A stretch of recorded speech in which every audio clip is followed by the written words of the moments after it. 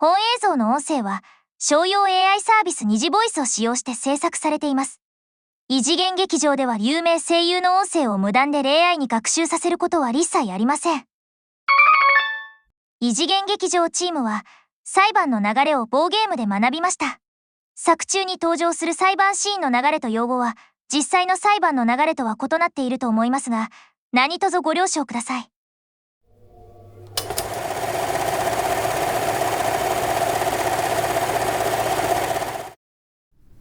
続いて、最近相次いで発生している連続死亡事件のニュースです。ここ最近、原因不明の身体損傷を伴う死亡事件が相次いでいます。被害者は臓器が突然消失、特定の身体部位だけを残して失踪するなど、不可解な状態で発見されています。これを受け、警察は同一犯による犯行とみて捜査を開始しましたが、現在のところ、目立った進展はない状況です。今後も関連ニュースを継続してお伝えしてまいります。被告人の左心房は原告の保持する循環器系臓器との同一性保持権を侵害しており、これを放置されれば今後侵害箇所は増加していくものとみられます。以上のことを踏まえ、被告人の保持する違法箇所を即刻没収の後、しかるべき判決を下すものとします。 SCP オブジェクトとは、世界各地で発見される超自然的な現象、不思議な生命体、そして謎めいた物体の総称だ。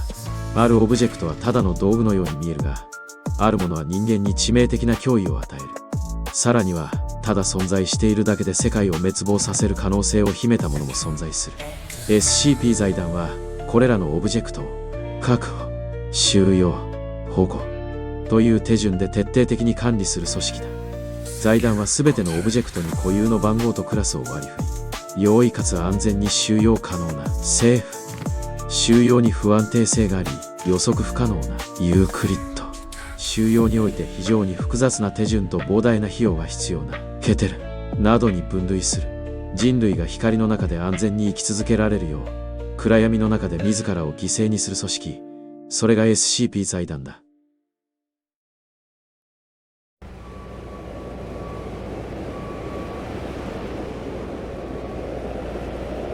外から見るよりすごいスケールだな。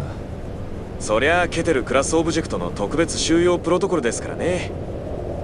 周辺の土地を全て購入し、工事で騒音や停電を引き起こして住民を移住させる。財団らしい発想ですね。はじめまして、竹内博士。今回の第3次派遣にご一緒することになった後藤岳です。そしてこちらは石川です。よろしくお願いします。竹内俊夫です。今回のオブジェクトの研究を担当しています。私と石川はそれぞれ第一次派遣と第二次派遣の生存者として今回の派遣に博士と共に参加する予定です。必要な情報があれば何でも聞いてください。では第一次派遣の状況を詳しく教えていただけますか。第一次派遣の時ですか。状況はこうでした。当時連続死亡事件の被害者たちが死亡前に受け取ったメッセージの発信源がこの電波塔であることが確認され、我々機動部隊がここに派遣されたんです。気味の悪い電波塔だな。重装備での解体も失敗、爆破も失敗、さらに丸ごと移動させることすら失敗。そう、残された選択肢は直接登ってあの忌々しい電波塔の頂上に何があるのかをこの目で確かめるしかないな。おい、お前たち準備はいいか。はい。よし、それじゃああの上に何があるのか見に行くぞ。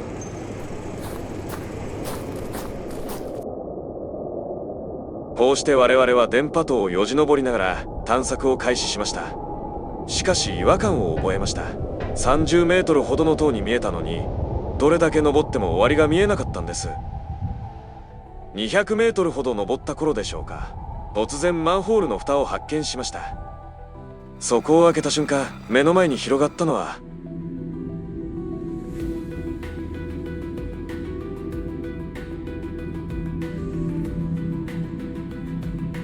なんだあの建物は。国会議事堂か。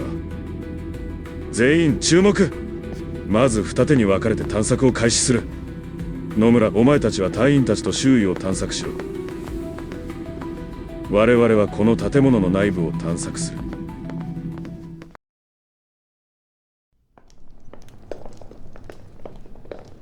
国会議事堂というより裁判所みたいですね。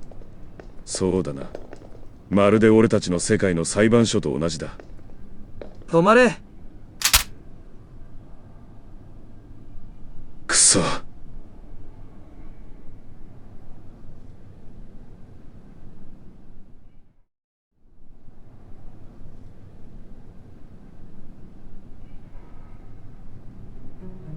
言葉は通じますか？我々はただ地上で発生した事件を調査しに来ただけなんですが。黙れ。お前たちは同一性保持権と我々の生存権を侵害した被告人だ。裁判が始まるまで待機しろ。同一性保持権、生存権、何の話だ？俺たちが何をしたって言うんだ？さあ、でも何か変じゃないですか。あの警備員たち、口調もそうですがずっと無表情なのがなんだか不気味です。確かにな。それよりことお前は何をしているんだ？野村チームと連絡を取っています。通信は通じるみたいです。外の様子は普通の街で人々と会話もできるらしいんですが、みんな生存権を侵害されたとしか言わないそうです。ひとまずこちらに戻るよう指示しました。くそ、ここは一体何なんだ？時間だ。法廷へ移動する。これより被告桜井隼人の同一性保持権侵害に関する裁判を開廷する。被告人、本件について何か意見がありますか？あなたたちはなぜ我々を攻撃するのですか？被告人、お前たちが我々の生存権を脅かしているからです。我々はそのような権利を侵害した覚えもなければ、あなたたちに危害を加えるつもりもありません。ただこの問題を平和的に解決したいだけです。裁判官殿、お聞きの通りです。本法廷において審理されているのは被告人による重大な生存権の侵害です。しかし被告人はその罪を認めるどころか、なんで隊長が2人自らの行為を正当化し、さらには平和という言葉を利用して責任を回避しようとしています。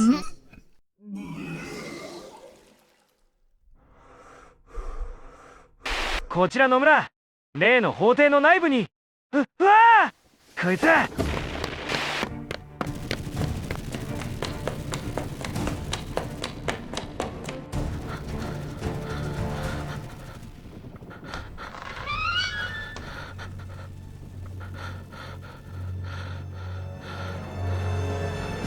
そ、奴らが隊長を。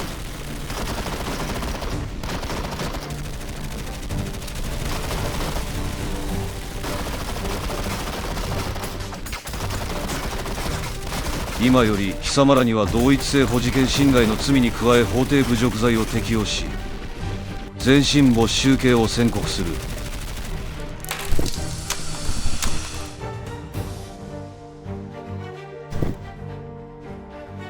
結局あの場面を目撃した後、私はこの出来事を財団に報告するため静かに法廷を抜け出してこの世界へ戻ってきました。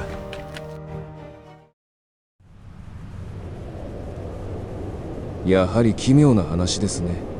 同一性保持権か。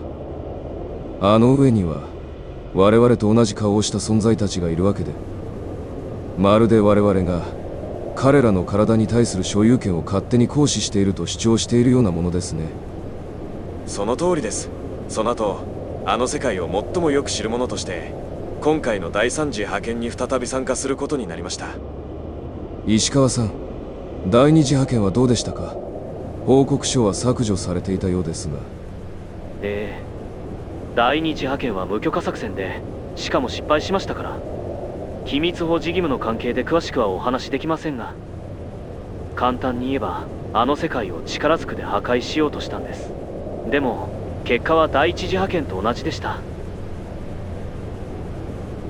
隊長は失脚しましたし私は脱出ルートを確保する役割だったので、運よく生き延びただけです。状況は理解しました。それではそろそろ出発しましょう。雲の中の法廷へ。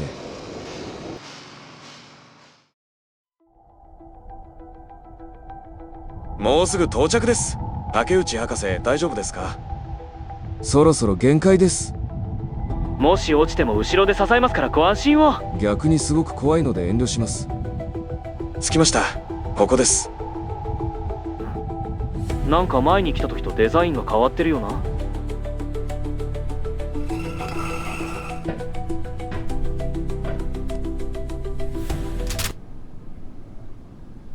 くそ。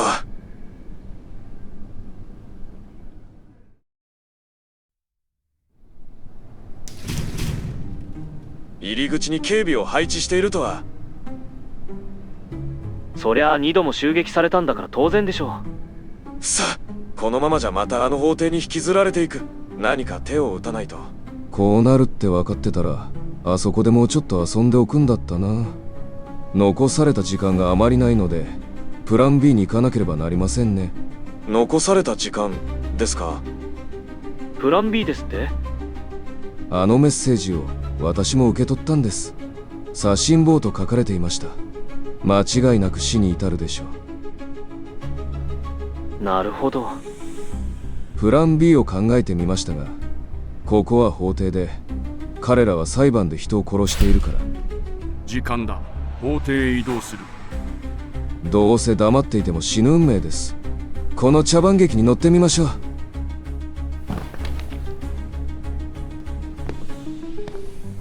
この裁判を逆転させます。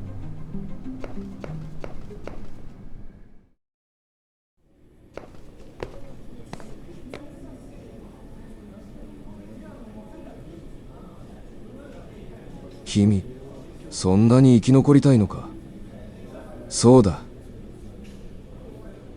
ただいまより被告竹内俊夫の裁判を開廷します。裁判官殿、被告は原告の同一性保持権を侵害したのみならず、過去においても法無視し、本法廷を侮辱した者たちと共に行動し、再びこの場に立っております。被告人、今の主張について何か異議がありますか？一つお尋ねします。あなたたちの目的は何ですか？私たちの目的は生存権の保護にあります。罪のない人々を殺し、あなたたちはこの雲の上で安穏と生きたいということですか？本法廷において審理されているのは、あなた方の同一性保持権侵害が私たちの生存権を脅かしているという事実です。さらに最近では2度の侵略行為も確認されております。罪のない人々を殺す法的根拠があるのですか？憲法第31条アルファに基づき、生存権を脅かす者に対しては、その生命または自由を剥奪し、あるいはその他の刑罰を科すことが可能です。そんな法律は存在しません。本法廷においては適用されます。そもそもあなたたちは放棄された電波塔から生じた異常現象なだけだ。裁判官殿、ご覧の通り被告人は自身の罪を正当化しようとするだけでなく、我々の存在そのものを否定しております。もはやこれ以上の証言には意味がないと考えます。速やかに判決を下し、原告人の生存権を保障するべきです。本法廷は原告の主張を認める。被告は自身の罪を認めず、さらに本法廷の秩序を乱す行為を続けている。よって原告の生存権を保障するため、被告に対し直ちに左心房の差し押さえを執行。異議あり。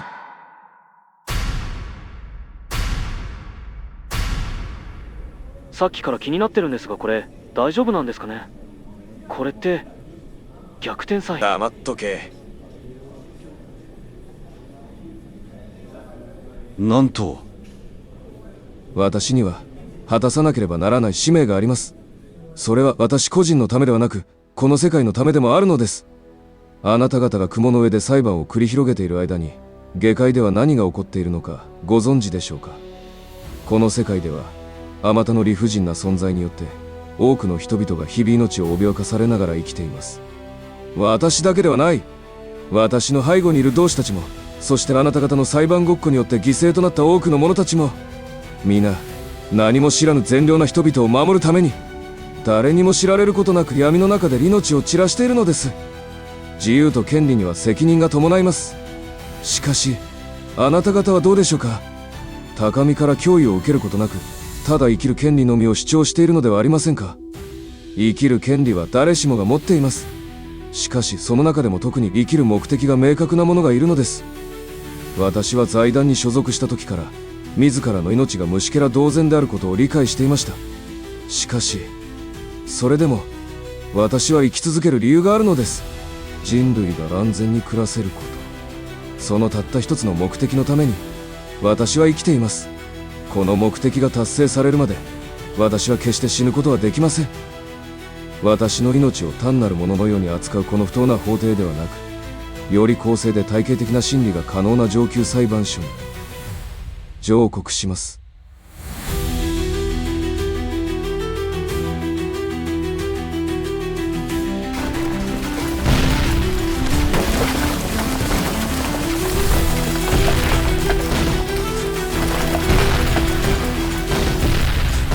なんだ。やはり上告によってこの法廷の役割は終わったのです。その影響でこの世界の時間が再び動き出し、おそらく先に死んだ我々の機動隊員たちの攻撃が時間差で現れたのでしょ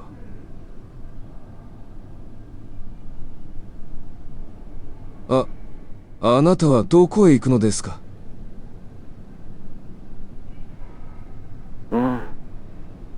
石川はどうしたんだ？もし本当に時間が動き始めてこれまでの攻撃が有効になっているとしたら。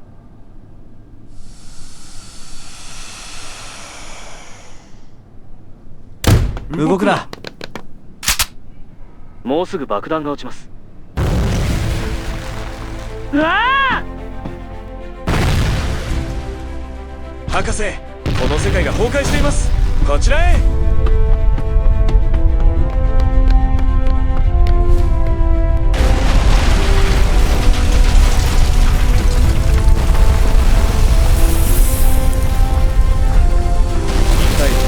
第二次派遣でどれだけ暴れたんだ。申し訳ありません。あそこが出口です。2人が先に中へ。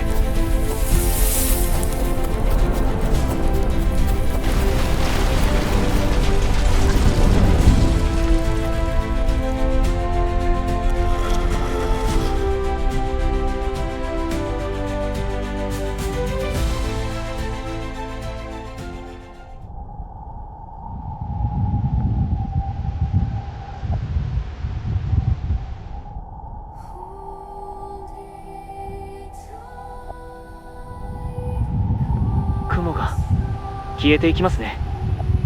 博士、よかったです。やり遂げました。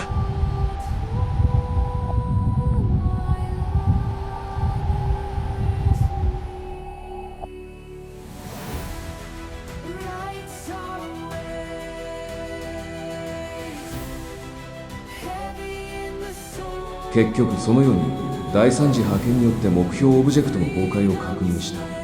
今後も犠牲者が出なければオブジェクトクラスはニュートラライズに調整されるだろう。生存権、人間が生きる権利、いや人間だけではない、あらゆる生命はそれぞれ生きる権利を持っている。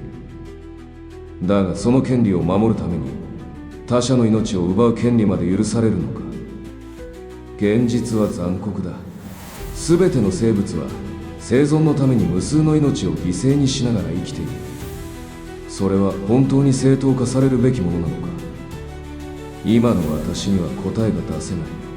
だが確かなのは失われた私の分だけ私はこの世界のために戦い続ける。それ以外に私が存在する理由はない。以上、第3次派遣報告書。作成者 T 博士。